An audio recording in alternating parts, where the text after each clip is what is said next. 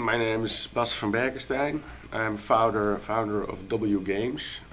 It's a game studio that produces games for the Xbox, PlayStation and NintendoWii.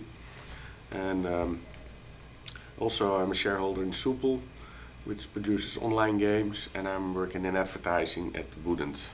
And I do some social networking. So I like new media and on a creative level, but also on a very commercial level.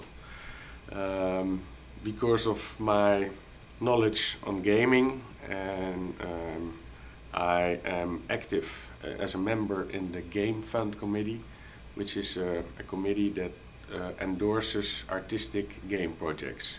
So we try to make a bridge between the art world and the game industry, and maybe some cultural institutions like the Vanguard Museum or other museums. And therefore I'm here to see whether naturalism has an impact on the gaming industry or the vice versa. Yeah, what I, while listening to all the presentations, I got inspired to show this trailer, which is not actually a game trailer, with the end result, the 3D games that we produce. But maybe you can push on play, Sarah. Maybe. Because this is more of a trailer where concept art is combined to tell the story about the setting, the world where our games are developing in. And the cool thing about it is that it's all 2D art made in Photoshop without any photographs behind it. And till a week ago I never heard about naturalism.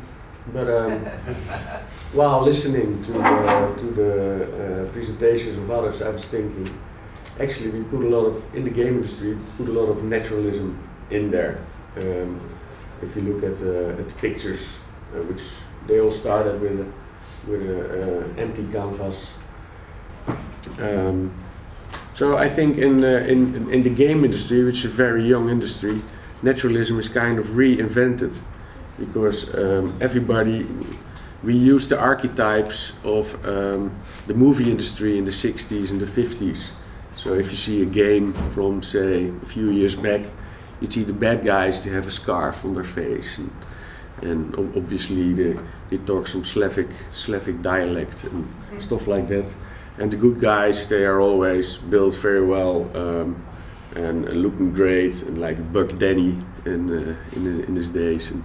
So I think naturalism, in the history of naturalism, what they tried to do in say 100 years ago, we see that again a little bit in the game industry. These people that I know that are working on this all have different inspirations. One guy, you can see that still through, is very inspired by the 50s and the artwork of that, but they're all school because it's such a new industry.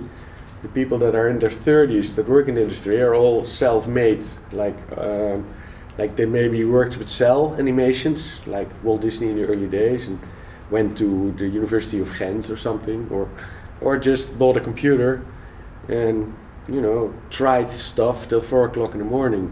And for their inspiration, I guess they even get Van Gogh from, but for style and stuff, the 50s or the industrial revolution are very inspirational, I know, for concept artists.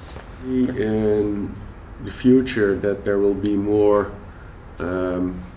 artists will dive into the game industry, and already you see people using engines like Yodi did with the Quake engine, and then they will try to get you out of your comfort zone.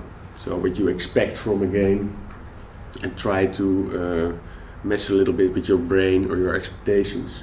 And that's actually what we try to do with game fonts, where I'm a member from it's a committee where we try to bring artists from really the art world and game designers together, and maybe a cultural movement or a museum, and to come up and create an artistic game. But naturalism is, I think, founded, or how do you say, grasped into the game industry already more than we ever thought.